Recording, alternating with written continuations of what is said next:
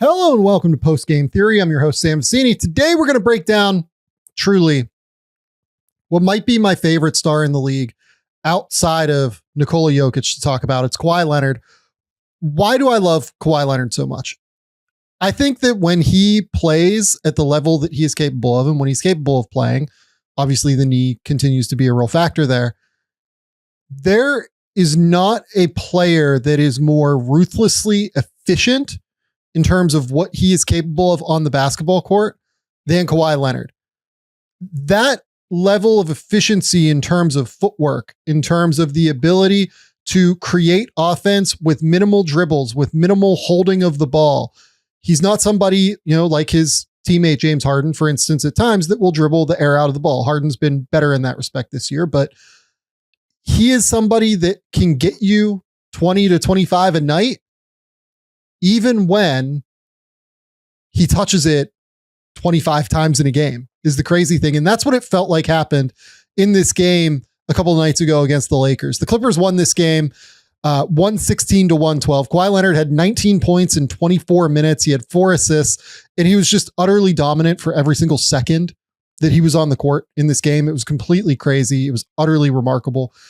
He is a truly staggering talent when he's on the court. And he showed that last year, by the way. Over the last 48 games that Kawhi Leonard played last season, so this is from December 8th until March 31st, he averaged 25 points, 6 rebounds, 4 assists, shooting 54, 43, 91. Let's just kind of read those shooting percentages again. 54, 43, 91. He's unbelievable when he plays basketball. He's incredible when he's on the court. And he showcased why we should be so excited to see him. And honestly, part of the reason I want to do this video is just because I'm grateful anytime I get a chance to watch Kawhi Leonard play basketball. And we've been able to see him play basketball here over the course of the last little while. So let's talk through it. He has what seems to be like a 24-minute, limit right now. That's what he's played so far this year. I do kind of guess, given that he did not play at all in the fourth quarter because they didn't need him, that his minute limit probably is higher than that. I think that if they really needed him in the last 4 minutes of this game against the Lakers, they probably could have brought him on. But at the end of the day, they didn't need him. So what's the point? Let's just kind of jump in. We'll talk through everything that we saw last night against the Lakers with Kawhi and just kind of talk about what makes him such a truly special basketball player, where when he's playing and he is at full steam, or even, really 90% of his ability, I still think he's one of the 5 best players in the league, guys. I do. At least one of the 5 most valuable, and maybe we'll talk about why I think that's the case at the end. But let's just kind of jump in and talk through what we saw last night. So here he is. He's guarding on the ball against LeBron James here, still capable of taking on those tough defensive matchups. We saw a couple moments last night where it wasn't all like perfectly sweet with Kawhi on defense, but by and large, still a great defender. Here, he's going to take a screen. He's going to fight across, and LeBron thinks that this pocket is open. You kind of understand why you think this pocket is open if you're LeBron, right? You've got Kawhi Leonard kind of recovering to your hip. You've got Zubac here. You have a pretty open window here to be able to thread this ball to AD, but Kawhi, his recovery speed is insane. His length is obviously real. The hand side is very real. He's just so capable of getting into those areas and just making them so congested and difficult to manage. So here he comes down, just decides to pull up from 3, misses the shot. It was one of the few shots he missed last night. I think he went 9 for 13 for 19 points in 24 minutes, and it was as ruthlessly efficient as you will find Kawhi. So here, basically just a zoom action for Norm Powell to come up, take this dribble handoff from Zubac. Rui denies it, kind of undercuts it here. Kawhi comes up, sets himself up to get the ball. He has a mismatch here on Austin Reeves. Takes a ball screen,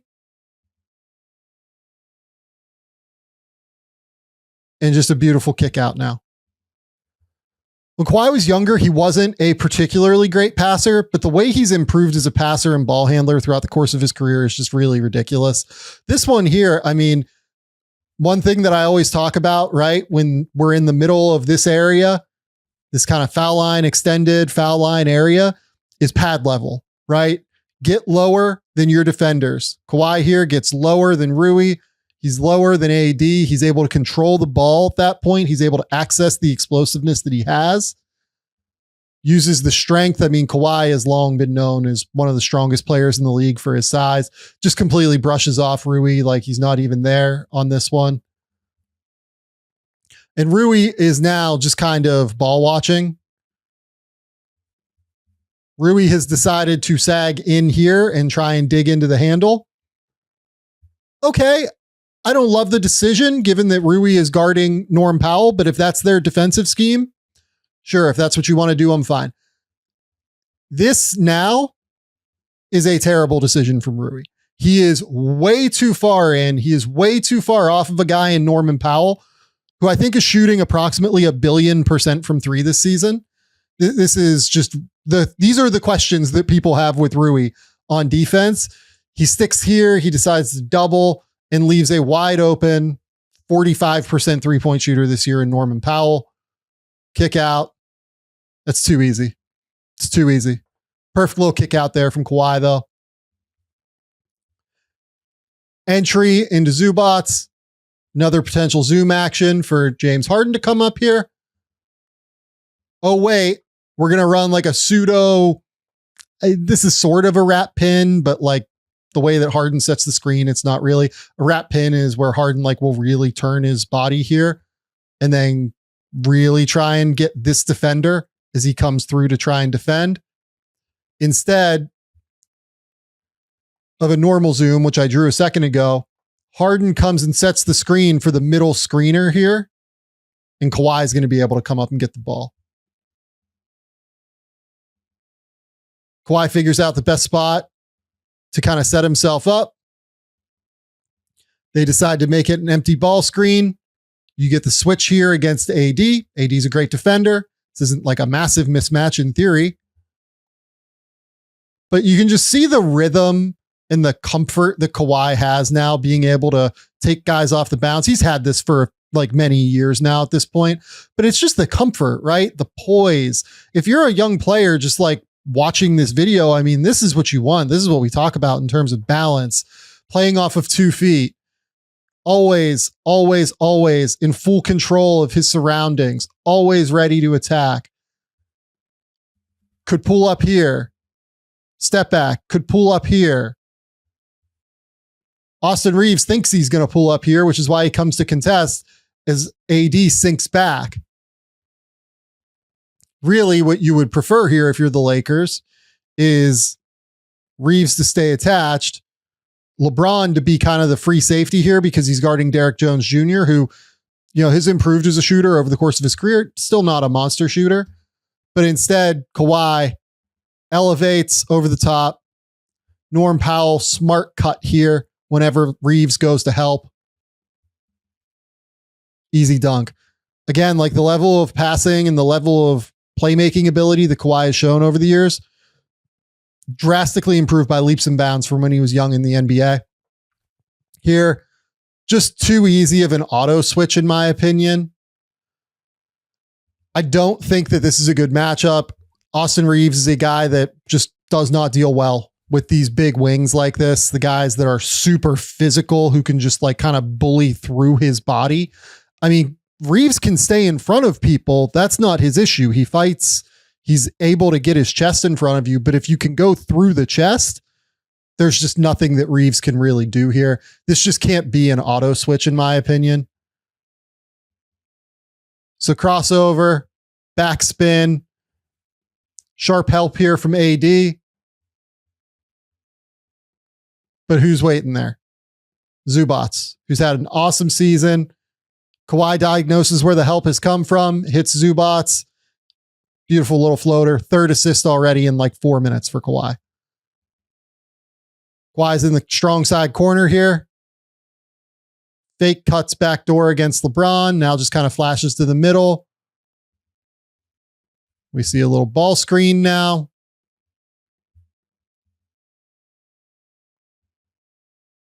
They get the ball over to an empty side where Harden has Max Christie. This is a beautiful little mismatch here from the Clippers that they're able to try and exploit. And again, like, if you think Kawhi doesn't understand that Rui is an inattentive, not great off-ball defender whose eyes are, for some reason, seemingly looking this way, or he's kind of trying to side-eye the ball right now, I mean, you're just dead wrong. Like, Kawhi is so aware of these things. He's an absolute machine. This ball just goes right over the top of Rui, who is not nearly engaged enough. Out to Kawhi. Wide open three. If you leave Kawhi wide open, what did we say he was in those final 50 games last year? 54, 43, 91. You can't leave this dude open. It's too easy. Sharp relocation. Now we've just got Kawhi here. I mean, this is just him going to work. This is classic for Kawhi Leonard, right? So early ball screen from Zubats. Simple. Again, pad level, right? Gets low. He's lower than Christie. He's lower than AD here. You can really see that he's now able to access that flexibility and athleticism to be able to go where he wants and also be able to use his strength, right? Like, look at the way he's using his backside here to be able to keep Christie in prison, keep him away from being able to do anything, get back in the play, maintain this little 4-on-3 advantage that he's created. And now you're going to get to see how far he separates. So front foot here.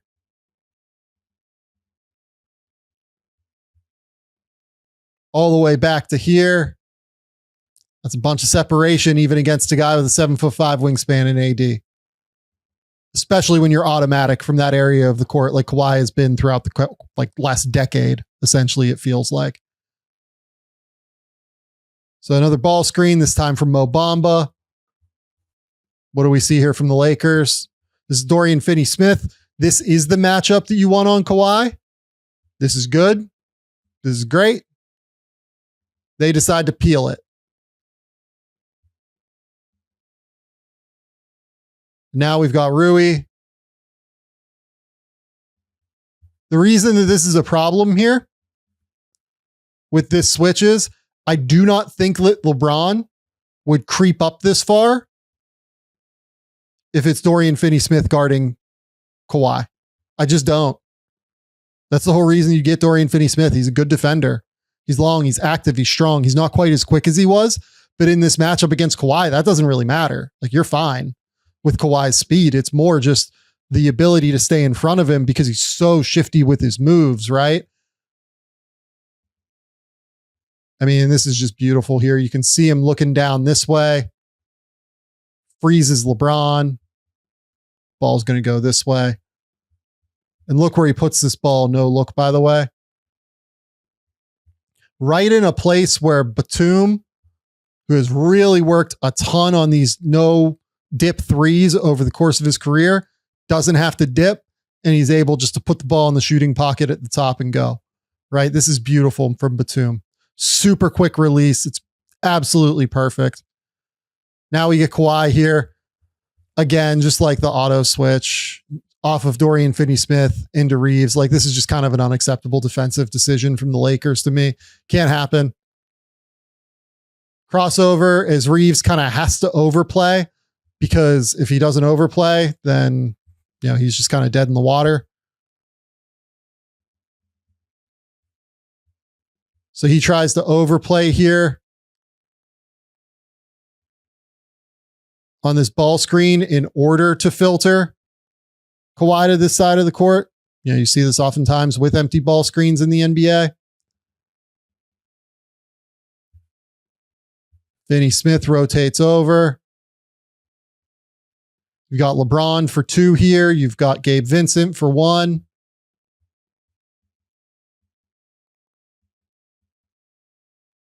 And you can just see like Kawhi's able to just brush off Reeves. Like this is just putting your players in a bad position here, unfortunately.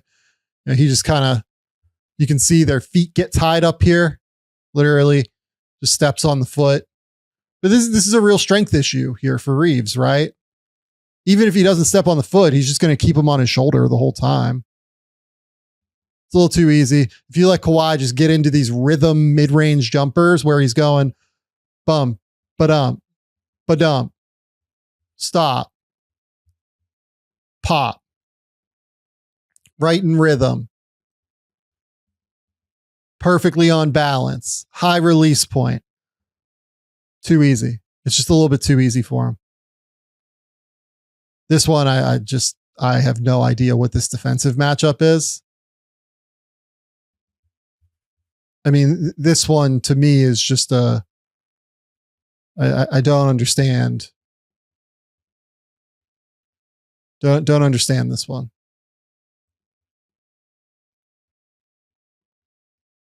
I'm sorry, I just don't. Like Gabe Vincent guarding Kawhi on an inbounds with 8 seconds left on the shot clock.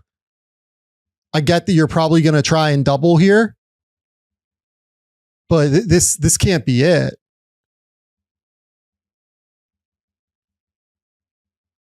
I get that you're going to try and double, but like the whole reason that the foul happens is because of this matchup here. And look, like I get it based on the personnel you have on the court. You have Connect, you have Reeves, and you have Rui on the court. 3 defenders that I don't like. I still think that you have to have Vincent on Dunn here, and you have to have Rui on Kawhi. I don't think that there was a switch here. I mean, like the referee is literally giving the ball here to Kevin Porter to inbound the ball, and it's just Gabe Vincent guarding Kawhi. Like that's just that doesn't work for me. This is now turned into like a questioning the Lakers' decision-making defensively video, but you know, you can't make life that easy on Kawhi. I mean, this is just so beautiful. Doesn't make this shot, but I just wanted to put it in. I mean, look at Gabe Vincent. Look at that beautiful shot fake again. Just watch it in all of its glory, folks. Ooh, that's some Sam Young at Pitt. Absolutely beautiful, beautiful ball fake work right there. My goodness. He misses the shot, but man, absolutely sent Vincent flying. Let's get to a quick little note from Prize Picks. Prize Picks is the best place to get real money sports action with over 10 million members and billions of dollars in awarded winnings. Prize Picks has made daily fantasy sports accessible to all. You just pick more or less on at least 2 players for a shot to win up to 100 times your cash. Run your game all season long on Prize Picks. Prize Picks is the best place to get real money action. There are over 10 million members. Like I said a second ago, they invented the flex play, which means you can still cash out if your lineup isn't perfect. You can double your money even if one of your picks doesn't hit. Prize Picks always puts its members first, so all withdrawals are fast, safe, and secure. When my picks hit, I can get my money in as quick as 15 minutes. We are big fans of Prize Picks here.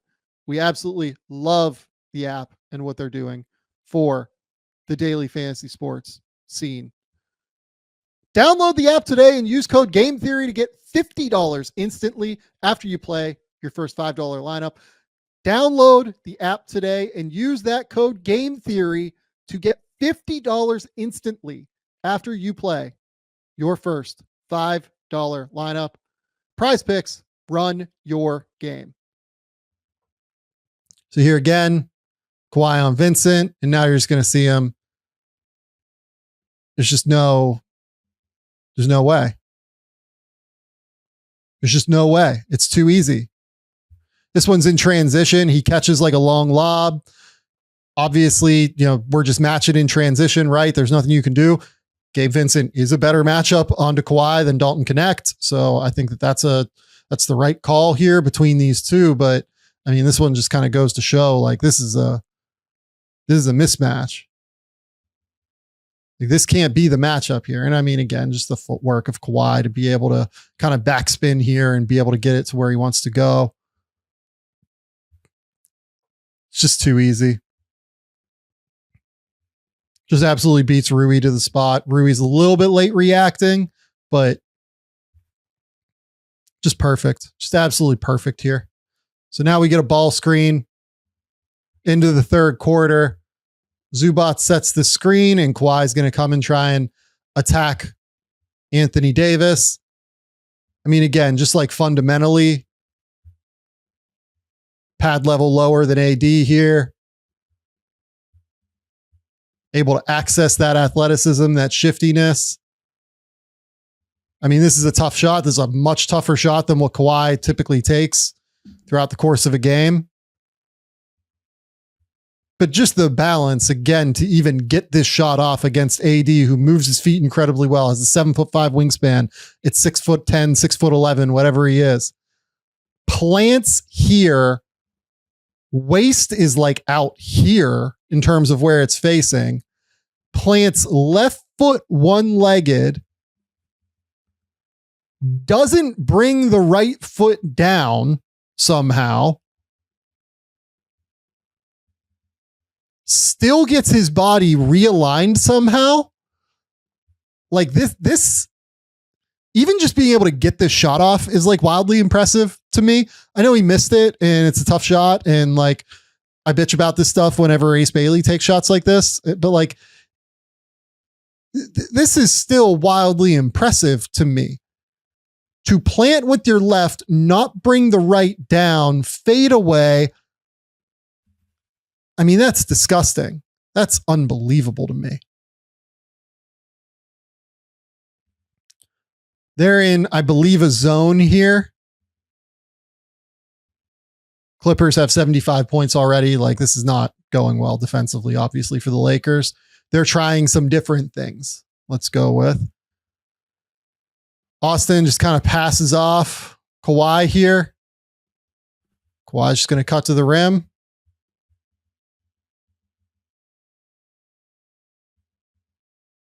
Harden just tosses it. Just watch Harden here at the top. As soon as he sees that AD is sticking with Zubac right here, he's like, all right, I guess I got him at the rim. The pinpoint placement. So two things here. Just the pinpoint placement of this ball. You're a quarterback. Like, this is the only place that your receiver can get this pass. Literally the only place that he can high point this ball and beat AD here. And it has to be at some velocity. Like, it can't just be a high lob because you've got LeBron coming from the weak side here. Harden puts this ball where only Kawhi can get it. And by the way, Kawhi is incredibly long, has the massive hands to be able to catch this ball. It's fired in there, guys. Like, Harden throws this ball with like perfect touch, but also just enough velocity. I mean, this is unbelievable, but also just the general understanding and awareness to say, all right, if I stick here, James is going to throw me this ball. Harden throws it. Easy bucket. That was probably the worst bucket of the night for the Lakers, I thought. Another zone catastrophe here for the Lakers. Again, literally the next possession, I believe. Just watch Kawhi here. I mean, just going to camp out. Kawhi kind of comes up this way, zooms this way. He's going to come here. Almost like a pivot route in terms of football. Catches the ball. I mean, this is one where you get to see just like the massive catch radius of Kawhi too. I mean, the ball just, you can even tell here, the ball looks so small in his hand. He's able to just put this in his hand, catch it. Wide open elbow jumper for Kawhi Leonard. It's automatic, just nowhere near good enough from the Lakers. But I mean, again, the efficiency of movement here from Kawhi is what stands out to me. I mean, he didn't take, nearly as many dribbles as you would expect somebody of his stature to take in this game. I mean, again, for the Lakers, I think this is like the next possession down the court again. And we get this screen here from Derek Jones, and we're just going to get an auto switch. Just auto switching from Austin here. That's not Austin. I mean, that's just the scheme. Ball comes back out. You get Dorian Finney-Smith back on. Like this is good from the Lakers, I think. You know, the help. You can see that Reeves here is already communicating. He's saying, Rui, go up. I'll go to the corner. That allows them to get the Finney-Smith matchup back again, which is good. But like, it's the suddenness of his moves too. You know, yeah, he'll clear with the elbows real quick. Then he'll backspin like that. For a guy who's not like wildly fast anymore, his moves do have real suddenness. And he goes inside, out with that little step back. It's beautiful. It's absolutely beautiful. I think this might be the last one that we get from Kawhi in this game. I mean, now we're just crossing up Finney-Smith. Just getting to the spot that we want to. I mean, like, Finney-Smith's a good defender. He pushed him to where he wanted to push him, I feel like. Pushed him baseline. Pushed him right into AD. This is just a superstar being able to get to his spots, right? Step back. I mean, just look at the release point on this. Finney-Smith's there. Ball's just up here. And again, if Kawhi gets into rhythm with that footwork, with the hop steps, he's just an elite shooter. Truly like one of the best shooters we've ever seen from that area of the court.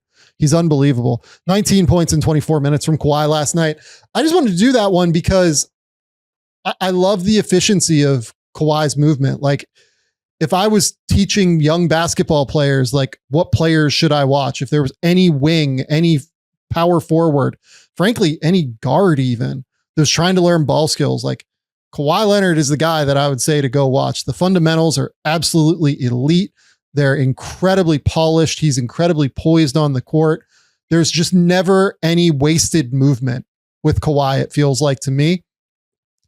And that's why I still think that when he's healthy, just in terms of asset value, like, he can't be one of the 5, you know, most valuable assets in the NBA. But in terms of him, when he's on the court playing basketball, to me, Kawhi Leonard is one of the 5 most valuable players you can have on an NBA team, even still. And the reason for that is that he absolutely just destroys while taking a minimal amount of touches, while also being an elite defender still to this day. The fact that he is able to demolish people with this minimal number of touches, of shots. He doesn't dribble the air out of the basketball. He moves incredibly well without the basketball. All of these things are enormous helps when you're trying to build a roster of a basketball team. It allows you to go get the ball dominant player. Like, there are a lot of players, like, we talk about how shot creation is the most important thing in the NBA. Being able to do so, like, ruthlessly efficiently is the real reason that shot creation is the most important thing. Kawhi Leonard and Kevin Durant are the 2 guys in the league, even still, and Shea is catching up on this, that do it like more ruthlessly efficiently than anybody. Like, even Jokic will dribble the air out of the basketball at times, but he also moves it really quickly when he sees advantages, and he has the passing ability that Shea, KD, and Kawhi don't have, which gives him a lot more margin for error in terms of dribbling the air out of the basketball. Kawhi, though, allows you to have another guy like a James Harden out there, or even like a second or a third primary option with Kawhi, with Harden, like he had with Paul George over the years, where when those guys were healthy, they beat teams by like 10 points per 100 possessions. It's just that they didn't stay healthy. I don't think you can really count on Kawhi to stay healthy at this point. It's really unfortunate. But man, I really think that if he had been able to keep his health throughout the course of his career, I think we'd be talking about a top 20 player of all time in the NBA. He's unbelievable. The resume speaks for itself with Kawhi, right? Like, you can go through, he's a 6-time All-Star, 6-time All-NBA, 7-time All-Defense, multi-time Defensive Player of the Year, 2-time NBA Finals MVP. The guy is just absolutely incredible, but it does feel like, unfortunately, there's going to be some value kind of left on the bone, so to speak, with his career. And it's really unfortunate because, man, even still at 33 years old, Kawhi Leonard is genuinely one of the truly elite players in the NBA. Hit the subscribe button. Thanks for coming. We'll be back with another video this week. I owe you guys a Jalen Green video. We'll be back with Bryce at some point on Friday, Thursday, something like that. Until next time, we'll talk soon. Bye.